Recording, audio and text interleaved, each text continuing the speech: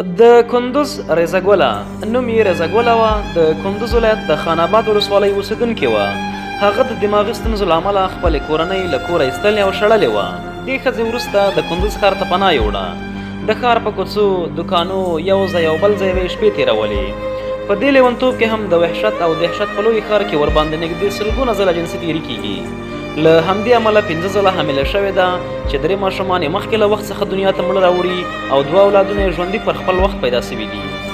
په ژوندیو اولادونو کې یو ورڅخه اوبو غر کړ او له خپلې لیونۍ مور څخه بېل سو او بل زوی له لوږې په یوه خونه کې خپل ژوند له لاسه ورکړ.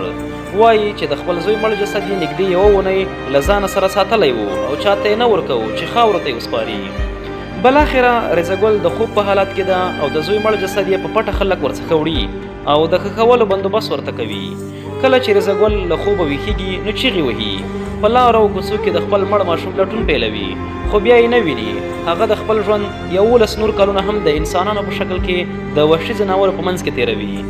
ماشومان یې په لارو او کوڅو کې په تیږو او ډبرو ولي او یوه ورځ د یو ماشوم لخوا د ډبرې په ویشتلو سره یوه سترګه هم له منځه ځي او د تل لپاره ړندېږي.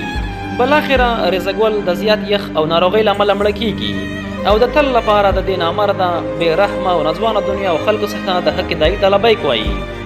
د رضا ګل د ښخولو لپاره د کندوز له ښاروالۍ څخه مرسته غوښتل کېږي تر څو د کفن بندوبست ورته برابر کړي خو ښاروالۍ له دې کاره په شا کېږي. وروسته د سیمې یو غیر مسؤل قمندان د هغې د جنازې او کفن کار پر غاړه اخلي او خاورو ته یې سپاري. دا مو د ټولنې هغه دردونکې کیسه ده چې موږ ټول ورباندې باید خجالت واوسو او د یوې بېوزلې او لیونۍ خور په حق کې باید ځانونه پړ وګڼو.